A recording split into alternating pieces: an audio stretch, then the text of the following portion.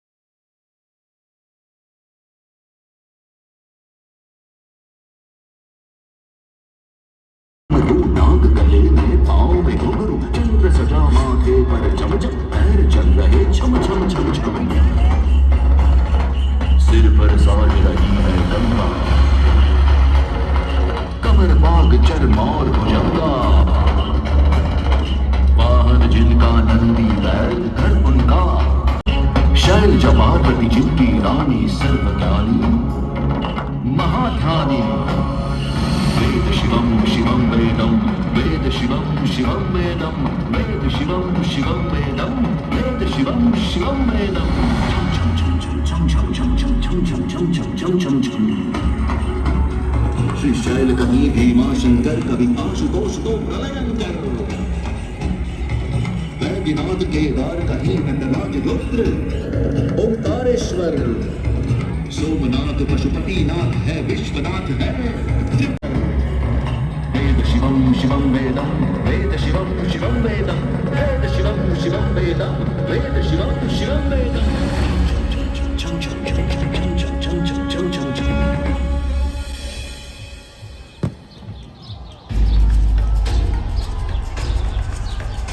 यद्यपि शिव की कृपा सदा इस काशी पर बनी रही है, पर कहते हैं कभी इस काशी में न शिव थे, न गंगा, न ये सब मंदिर थे, न शहर।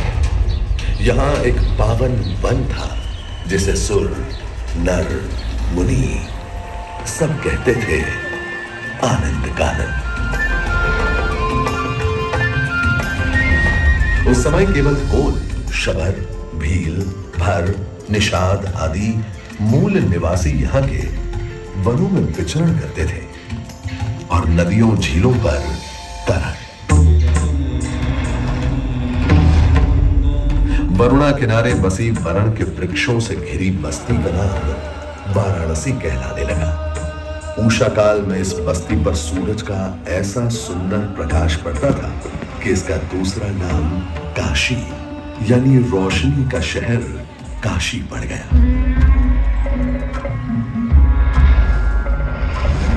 कहते हैं कैलाश के हिमालय में वास करने वाले शिव शंकर भोलेनाथ पार्वती से विवाह के बाद आनंद कानन में घर बसाने आ गए और स्वयं गृहस्थी में बंधकर अविमुक्तेश्वर हो गए। उस समय श्री विष्णु जी यहां रहते थे और उन्होंने ही अपने चक्र से भूमि को खोदकर चक्र पुष्करणी कुंड का निर्माण किया था।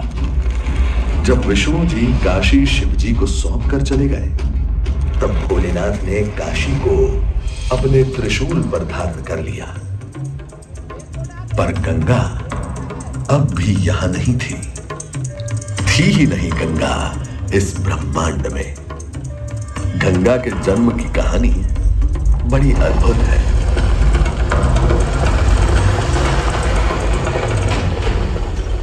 दानी था राजा बलि, पर करता था दंभ। पूरी पृथ्वी पर फैला था उसका ही आतंक। उसके आतंक को रोकने विष्णु ने धरा एक रूप। 52 अंगुल का बौना बनकर पहुंचे जहां था भूप। सारे दरबारी बौने ब्राह्मण पर हंसे, पर बलि ने जब उसे दान मांगने को कहा तो उसने कुटिया बनाने को केवल 3 पग भूमि मांगी।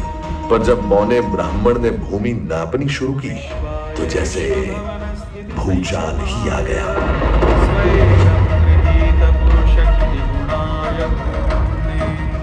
वामन ने पहले पग में सारी धरती नाप ली और अगले कदम में स्वर्ग।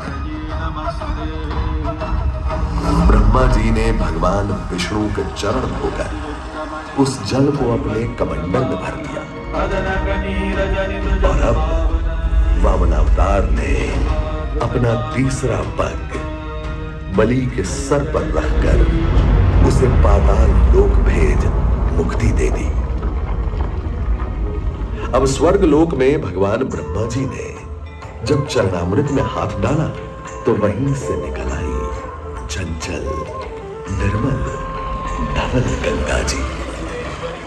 पवित्रा किंतु चंचला, आज से तू मेरी पुत्री और नाम तेरा गंगा।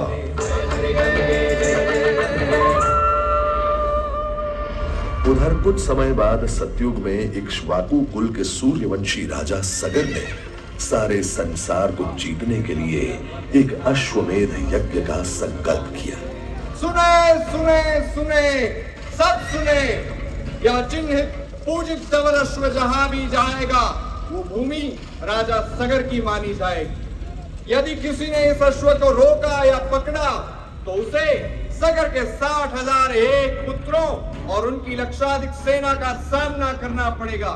सुने सुने सुने। भूलोक में सगर का अश्व अजय पराजय बढ़ता जा रहा था और स्वर्गलोक में बढ़ती जा रही थी देवेंद्र इंद्र की दुविधा। डर कर वो अश्व को रोकने की युक्ति लगाने लगे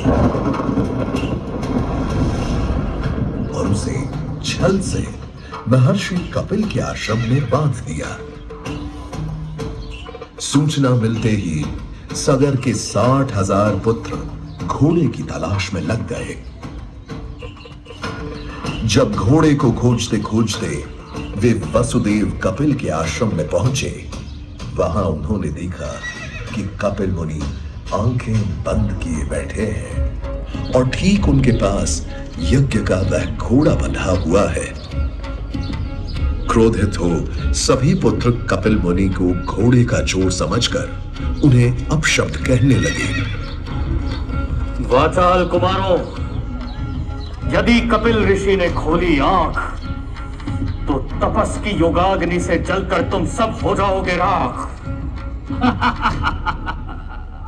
सूर्य के वंशजों को आग से डराता है मूर्ख। अगर तूने तुरंत आंख न खोली तो अभी तेरा दम्भी सर तेरे धड़ से अलग करता हूं, घोड़ा चोर।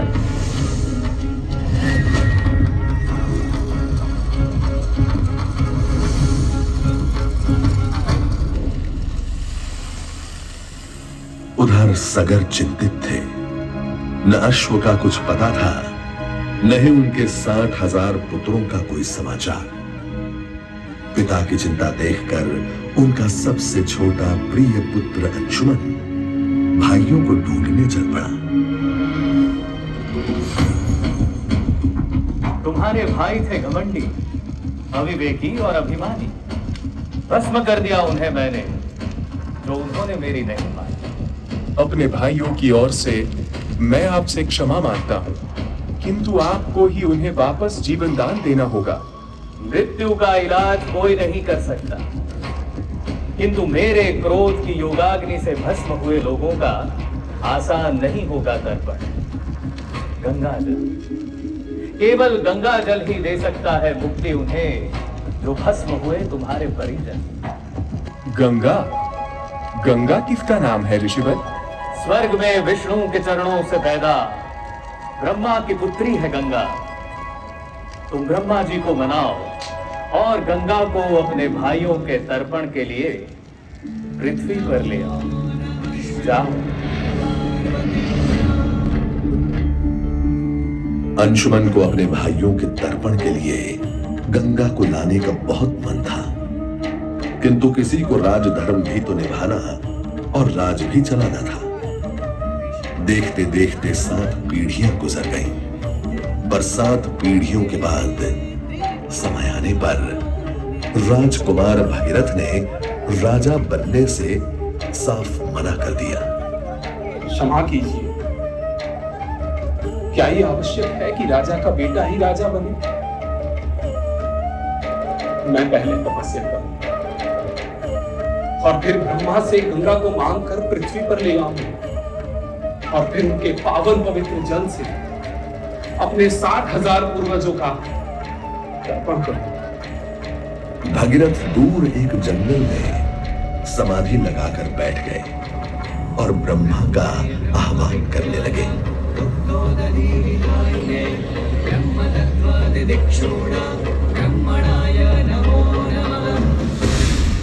पुत्र भगीरथ, हम तुम्हारे तप से प्रसन्न हैं। बताओ, क्या आशीर्वाद चाहिए?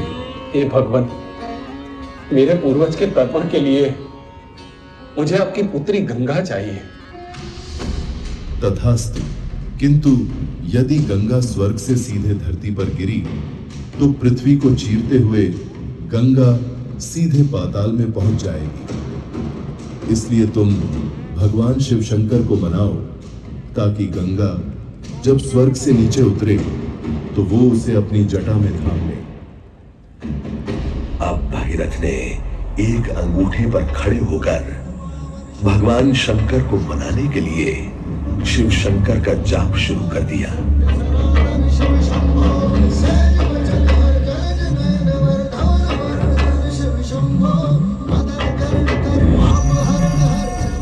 मांग लो पुत्र, कोई भी वर मांग लो आज। हे प्रभु, जब गंगा स्वर्ग से धरती पर गिरे तब आप बीच में उन्हें अपनी जटाओं में साध लें, नहीं तो पूरी पृथ्वी नष्ट हो जाएगी। शिव तैयार है, आने दो गंगा को, आने दो। सुरेश्वरी भगवती गंगे तारिणी तरंगे शंकर मौली विहारी विमले महामति राधा। गंगा ने भगीरथ के साथ गंगा सागर जाकर सगर के पुत्रों का उद्धार किया, पर साथ वो भारत की सबसे महत्वपूर्ण नदी बन गई, जिसका भारत के जीवन में धार्मिक, आर्थिक, सामाजिक, ऐतिहासिक अभिदान अनंत है।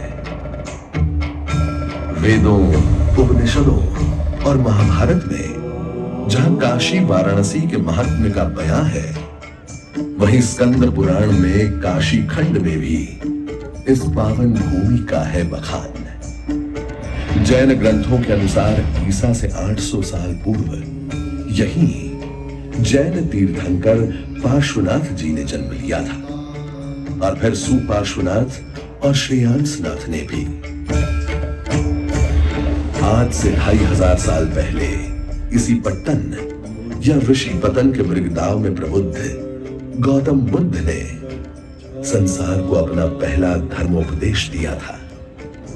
बुद्ध के अनुयायी मौर्य सम्राट अशोक ने 250 ईसा पूर्व इसी स्थान सारनाथ में धम्मेक स्तूप की स्थापना की और अशोक स्तंभ और लाट का निर्माण भी।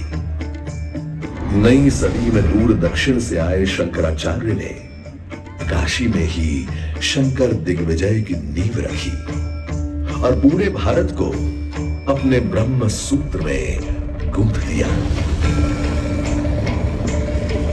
असुर को अपना विशेष या त्रिपुर वरदान में दिए थे। साथ ही उन्हें यह भी वरदान था कि भगवान शिव शंकर शंभो के अतिरिक्त कोई कभी कहीं उसके प्राण नहीं ले पाएगा। इस तरह अपूर्व शक्तियों का पालन बन गया था राक्षस त्रिपुरासुर। बस अब क्या था, राक्षस त्रिपुरासुर ने पहले देवताओं से स्वर्गलोक छीन लिया, फिर धरती वासियों से इहलोक, और तो और उसने स्वयं शिव जी से उनका कैलाश भी मांग लिया, और वो कैलाश छोड़कर मलयगिरी पर रहने को मजबूर हो गए। त्रिपुरासुर ने देवताओं का काशी में प्रवेश भी बंद करवा दिया। अब सबने मिलकर शिव जी से प्रार्थना की कि वो ही कोई उपाय निकाले और राक्षस त्रिपुरासुर का अंत करे। और भगवान शिव त्रिपुरासुर से संग्राम करने को तैयार हो गए। त्रिपुरासुर, तू तो मेरे पुत्र का भक्त है, तो तुम क्या थोड़ा रुक कर मुझे मेरे पुत्र को याद करने भी नहीं देगा? देखते देखते शिव के हाथ में ऐसा धनुष आ गया जिसकी प्रत्यंचा बनी थी वासुकी नाग से, और बाण था विष्णु जी का वज्र। पृथ्वी उनका रथ बनी जिसके 2 पहिए थे, सूर्य और चंद्र। गणेश जी का जाप करते करते उन्होंने धनुष बाण चलाना शुरू कर दिया, और देखते ही देखते राक्षस त्रिपुरासुर अपने अंत को सिधार गया।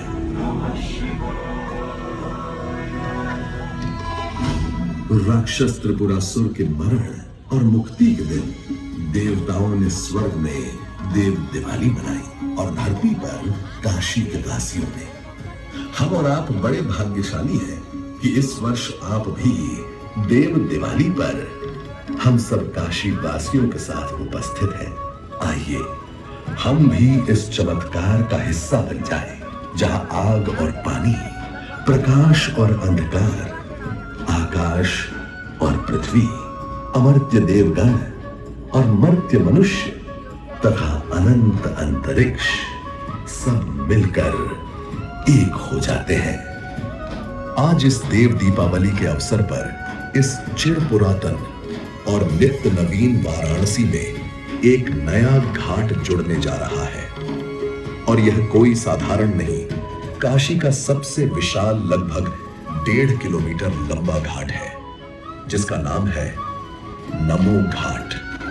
आइए हम भी काशी के इस अद्भुत उत्सव में हाथ बटाएं और एक दीप जलाकर पावन गंगा में तैराएं, जिससे भारत की अटूट संस्कृति की इस अमिट